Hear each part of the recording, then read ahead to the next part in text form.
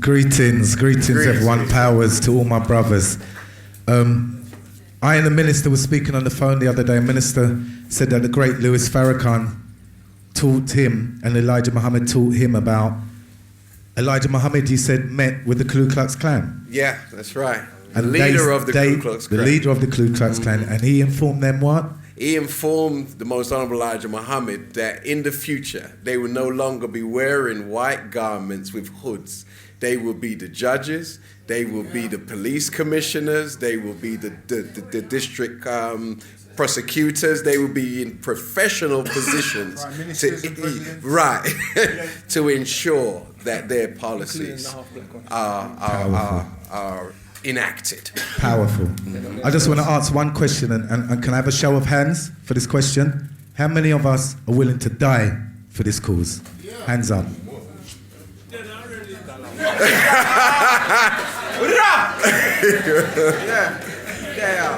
Yeah, we gotta live for it. That's right. Is anyone aware of an organization called the Mafia?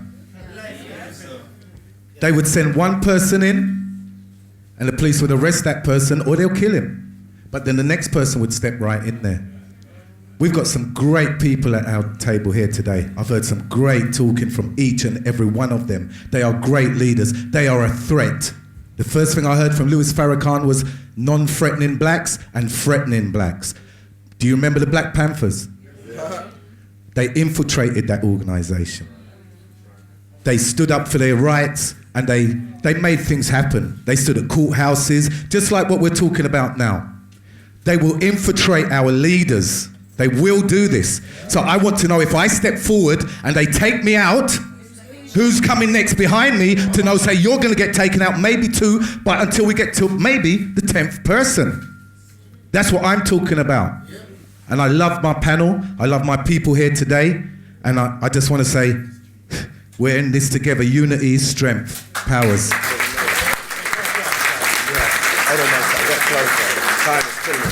So, my sister, you got the last voice, because our sister, she dressed this place.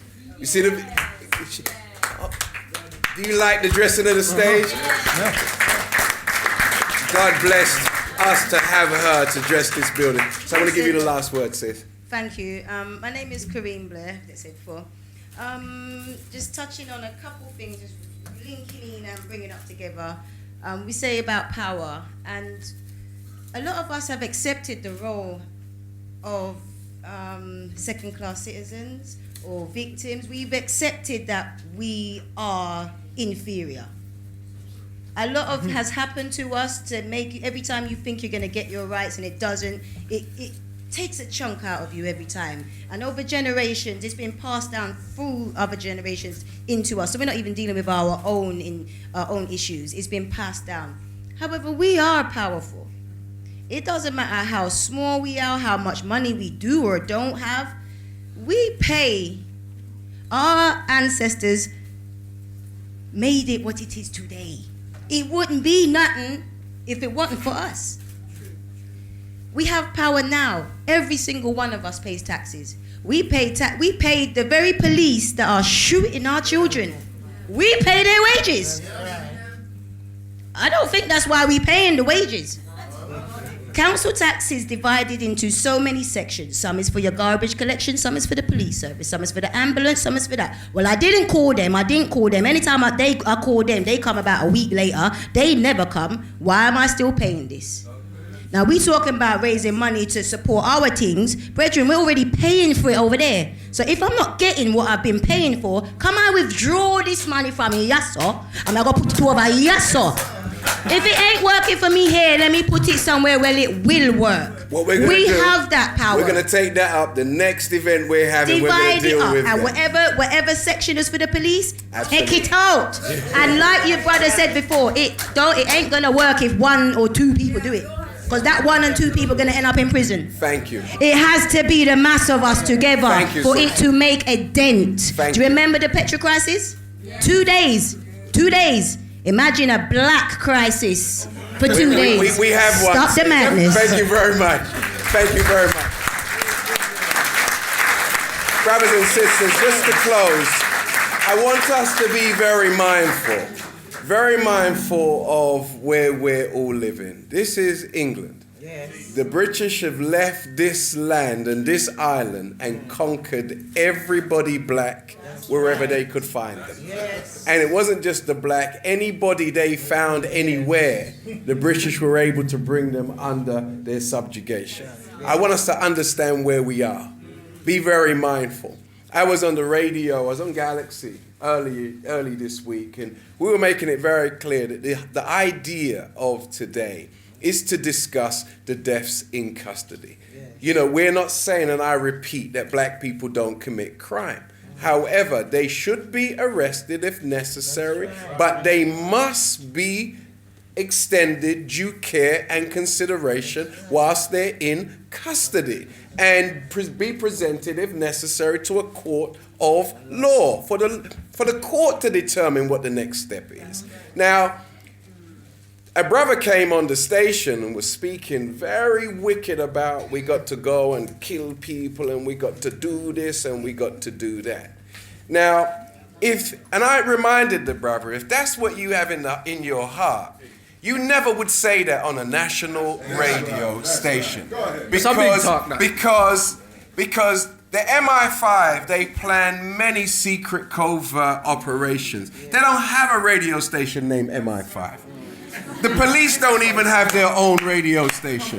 But you're going to come on a community radio station and start talking about eye for eye, tooth for tooth, and start railing up people whose anger's already pented up anyway. That's not responsible. So it's very important that we appreciate that when we have events like this, it's not an opportunity for us to express our pent-up anger, to direct someone who don't have much balance already. Do you understand?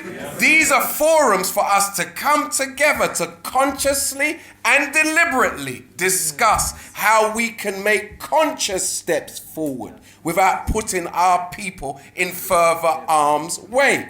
We are 3.5 of the population in the United Kingdom. We have to maintain that understanding at all times. God himself said, "Vengeance is mine." Did he say it? Yes. Pay attention to the weather. Did you hear what I said? Yes. The weather is destroying the crop of this country and is curtailing England on her sides. And those who live in the country are now desirous of coming back into the inner cities. What should our objective be? Just to keep fighting and pushing and pulling? At a certain point, God is trying to tell us a message underneath everything we have discussed this evening. God is also sending us a message that it's time to reconnect with your black brothers and sisters, not from Africa, but who are in Africa. Did you hear what I said? Reconnect with your family in the Caribbean, because a day may come where you may have to leave this country at short notice. God has his hand over England, and he has prophesied he will destroy her. You don't have to worry about going to jail. God has got this. Are you hearing me? And he can destroy her for all her wickedness with drops of water. Are you hearing me? So all he wants us to do is the one thing we haven't done, which is to put our pettiness aside. Because if your Islam is more important than unity for all, why isn't it working for you? If your Christianity is bigger than the unity of our people, why isn't it working for you?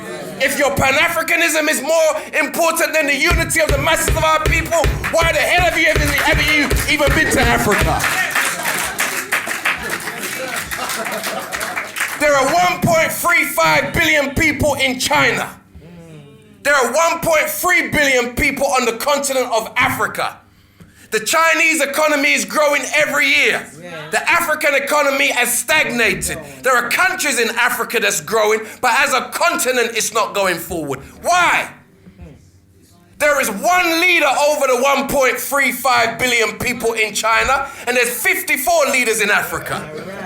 And counting by the day.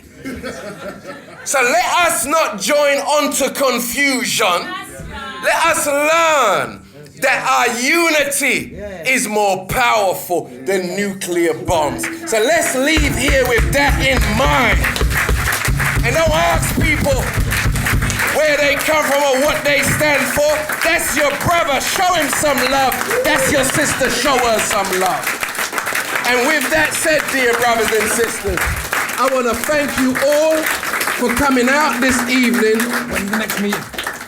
and showing the wicked that as much as you want to cancel what we're doing and then cover your hands and act like it weren't you, if we've got one place, did I say one place? One place we're going to use it for the purpose. I was invited to an event. Brother Minka invited me to speak. And I was meant to speak for about half hour, right, Minka? That's right. And Minka said to me, boy, brother minister, you have to drop it down to about 15 minutes, because we are run out of money for pay for this place, And how can we plan revolution in a hired building? Talk to me. It makes no sense. So therefore, it's nonsense. And we are beyond the point where we engage in nonsense. All right? So with that said, brothers and sisters, we love you. Can't hear you, sorry. When we were young, we weren't taught to tell each other that we love each other. So turn to the person beside them and tell them you love them. Well, you're next to me, but I love you, man. Love you. Love you, man. Love you. Love you, brother. Love you, sir. Yes, sir. Yes, sir. May Allah God or the divine supreme being bless us all as I leave you in peace. Assalamu alaikum. Until next time.